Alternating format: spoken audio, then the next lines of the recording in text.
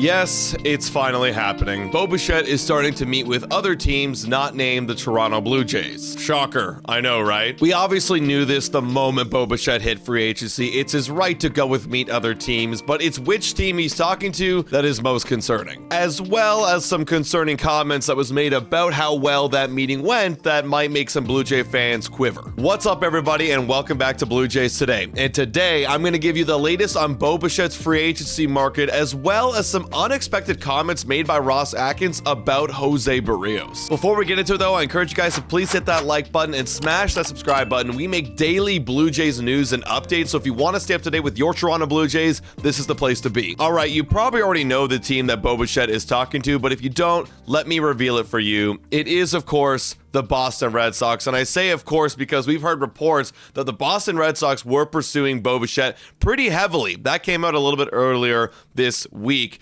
Here's a report from Ari Alexander, though. This might make a few Blue Jay fans quiver, like I mentioned.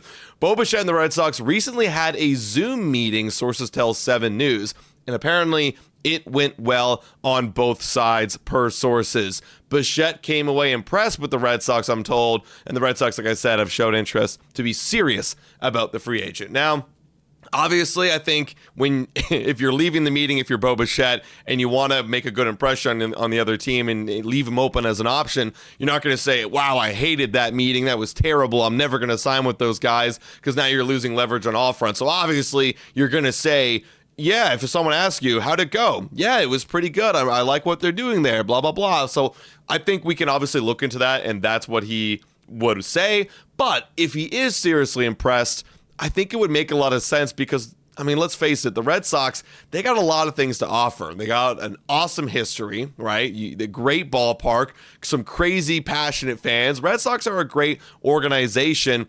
And it does feel like they're a couple pieces away, because they're starting to build that pitching staff a lot. They made a trade for Sonny Gray. Obviously, they got Garrett Crochet last year. Bayo's been a pretty good pitcher. They're starting to build it out. And it feels like Bichette would be the kind of guy, the catalyst to kind of launch him to the next level, surrounding him with a bunch of young players. Like, it does make a lot of sense. And just specifically with Bichette, I think he actually profiles very well in Fenway Park. I think about that right field, when you got the right fielder playing so back to cover up so much ground, there's a lot of base hits out there in right field, a ton. And what does Bichette do best? He hits the ball the other way. He gets a lot of base hits to the right side. And then as well, I'm thinking about the Green Monster. Bichette isn't necessarily a home run hitter, but if he does get a hold of one and pops one up in the air on the left side, feels like that's a homer waiting to happen. Or if he yanks one down the line, that's a single or a double automatically. You hit the Green Monster, that's more base hits. So there's more base hits to go around for Bichette at Fenway Park. And the numbers don't lie. His entire career at Fenway Park, he's played 35 games, and he's gotten 47 base hits in those 35 games, with a batting average of .329. So if I'm the Boston Red Sox, I do feel like I got a pretty good pitch for you. Now, the one thing is, I'm probably pitching you to not be our everyday shortstop, because they do have Trevor Story locked up for a couple more years right there in Boston. So automatically, like, Bichette's not playing shortstop. But I think we all understand, and Bichette's market also understands, that he's not going to be looked at as a shortstop this free agency. He's going to be looked at more like a second baseman. Rafaela right now is slotted in at their second base spot. Easily, you can move Bichette in there. Rafael plays a pretty damn good outfield as well, so you can just throw him out there. So should you be worried about this Bichette development? Well, if you really want Bichette to come back, maybe not. I mean, this is all standard practice, of course. He's going to go meet with other teams. Just like I said, the Blue Jays are meeting with other players. But the way things are shaping out right now, if the Blue Jays are going to prioritize Kyle Tucker, make it the number one mission, and they get him over here, I find it hard to believe that Bichette would be also coming back after the Blue Jays already spent over $200 million on Dylan Cease. And you know what? That's okay. If that's the way things shape out, that is totally okay. They weren't able to come to an agreement years ago and lock him down like they did with Vladdy, and we found somebody else to replace Bichette on the roster. That's okay. It's a tough pill to swallow, But if it happens, it happens. I still believe the Blue Jays would be going for Bichette if they don't get Tucker, but we'll see how things play out over the next couple weeks. Now, of course, the Red Sox aren't only looking at Bo Bichette. They've been reported to bring back Alex Bregman that was with the team last year, and obviously that would kind of take up a little bit of that infield. It might be hard to put Bo Bichette in there as well. But they're also looking at other replacements in that infield. Ketel Marte is one of them, and he's kind of been a trade candidate, been surfacing in the last couple of weeks. But the Blue Jays are also in on the Ketel Marte market. So everyone's kind of looking at these infielders right now, trying to find a way to make it fit. So if the Red Sox actually go out and get Ketel Marte before the Blue Jays, well then Bo Bichette might not necessarily be coming back. But I want to flip it over to the Blue Jays right now. If the Blue Jays lose out on Bo Bichette and they get Kyle Tucker, Ketel Marte could be a way for them to save a lot of money and also still get a pretty elite second baseman. But there was a new report coming out from Ben Nicholson-Smith. He came on 590 and he came out and said what he thinks the price tag could possibly be. Ben says, "What I've been able to gather here, it seems like the prospect would be substantial. This would be in return for Ketel Marte over to Arizona, and it would start with young pitching." Ben Nicholson-Smith said on the Fan pregame Sportsnet.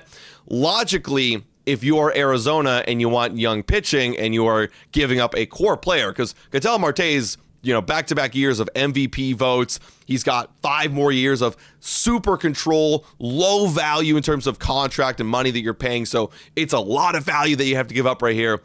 He says, I think the name Trey Savage would come up. Now, you guys let me know in the comments. Would you give up Trey Savage in a trade for Ketel Marte? For me, that's when it starts to cross the line a little bit, because I know Ketel Marte is an awesome player. Don't get me wrong. Next 2 to 3 years, going to be awesome. MVP votes.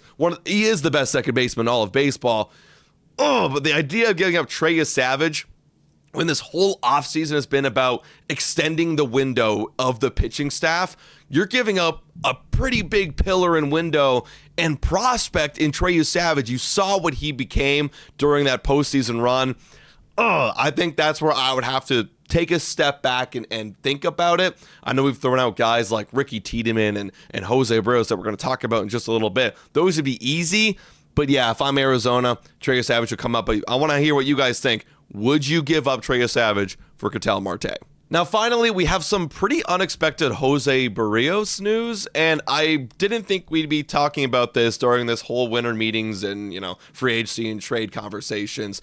We're talking about Jose Berríos' reaction to being left off the roster for the World Series and the postseason, and it is pretty surprising what happened. This tweet came out from Keegan Matheson saying, Jose Berríos was unhappy with being bumped from the Blue Jays rotation and eventually chose to be away from the team during the World Series. Now, I tried to think back and I tried to remember if I saw Jose in the dugout.